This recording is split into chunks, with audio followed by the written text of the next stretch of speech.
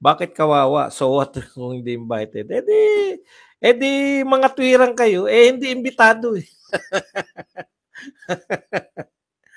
Ngayon, kung sa tingin ninyo okay lang na hindi imbitado, okay lang yun. Talagang ganyan. Lahat ng bagay may katwiran, di ba?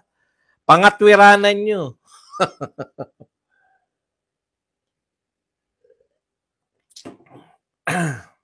Kung hindi kayo naaawa sa sinasapit ni BBM, ano magagawa natin? Dakilang sip-sip sa Amerika, hindi man lang inimbitahan. Talagang ganyan ang buhay. Kung sa tingin ninyo, okay lang yun na hindi siya imbitado. Ano magagawa natin? Kanya-kanya po tayo ng pananaw. Sa amin po, nakakaawa po yun. halos magpakatuta na. No? Pro-US na pro-US. Siya lang po ang pro-US dito sa Southeast Asia na bansa. Tapos hindi po imbitado. Sa tingin nyo, okay lang yun. Ano magagawa natin? Kanya-kanya lang naman ang pananaw yan. Wala naman tayong problema dyan, di ba? Kung hindi nyo po inaamin na siya po ay nakakaawa, may magagawa ba tayo? Pananaw nyo nga yan. Kanya-kanya lang naman. Ipinahayag po. Ito po muna, no? Alam na natin yan. Balita na po yan at kinumpirma po yan ng ating mismong anong tawag doon? Yung ambassador sa US na kamag-anak incorporated din ni BBM na isang Romualdez. Ayan po. Marcos not invited to Trump's inauguration. Envoy Romualdez to attend. Ayan. So ayon po kay Philippine Ambassador to the US, Jose Manuel Romualdez, no? Pangulong Marcos ay hindi po dadalo dahil hindi imbitado. Hindi po dahil busy hindi dahil sa may ibang lakad, no?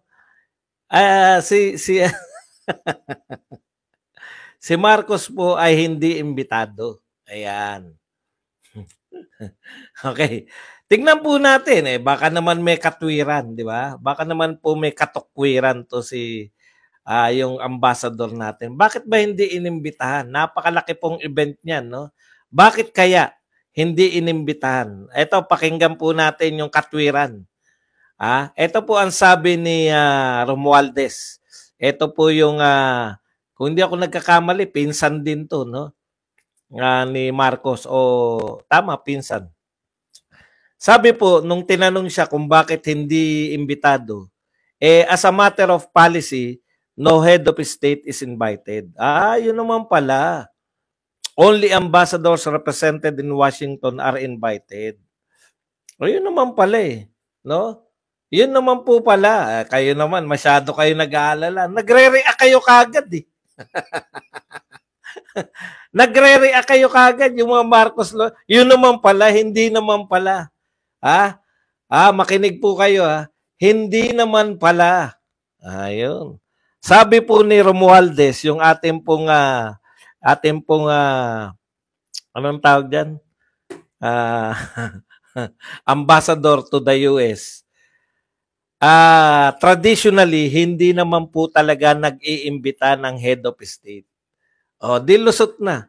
Lusot na yan kung wala kaming ibang impormasyon. Lusot na yan kung ang pagbabatayan lang natin. Ngayon po, sabi ko naman sa inyo ang pinaka-rule lang dito, huwag kayong makialam sa topic ko. Kung ayaw po ninyo ng ginagawa ko, labas lang agad, di ba? Wala pong pakialamanan. Okay, balik po tayo rito. Ang sabi po, hindi naman talaga iniimbitahan yung mga head of state. Di ba? Dilusot na sila. Ay, ganun pala. Hindi naman pala invited yung mga head of state, mga presidente, mga hari, hindi iniimbitahan. Mga prime minister, hindi po iniimbitahan. Yan, pwede po yan. Pwede po yan na Hindi pwede po yang maniwala na tayo kung wala pong vloggers. Bakit? Kasi GMA nagbalita niyan eh. So tinapos na nila na ayun naman pala, hindi naman pala invited din yung ibang head of state. Pero po may mga nagre-research na vlogger eh. Totoo po ba na walang inimbitahan si Donald Trump? Meron po. At ang kasawiang palad, inimbitahan niya po si Xi Jinping. Si Xi Jinping na talagang halos isinusukan ni Marcos, no? Yung mga policy ni Marcos, isinusumpa ng anti-China to at pro-US siya. Yung ina-anti-China ni Marcos, yun po ang invited. At iba pa pong mga head of state. Bakit po? Kasi po kakaiba tong inauguration daw ayon mismo sa kampo ni Trump ayon mismo sa kampo ni Trump, gusto niya talaga na lumabas sa tradisyon, no? Dati nga totoo raw na hindi talaga nag-invite ng head of state. Pero ngayon daw inimbitahan niya na ang marami. Hindi po nagpakilala pero kinumpirma po ng isa sa mga tauhan ni Donald Trump sa guesting sa TV na invited talaga. Marami pong head of state ang imbitado, kasama po si Xi Jinping. Ngayon, wala pa tayong kumpirmasyon kung dadalo si Xi Jinping. Pero yun po ang napakasaklap, no? Ngayon, wag niyo nang katwiranan kasi. Wag niyo na kasing katwiranan.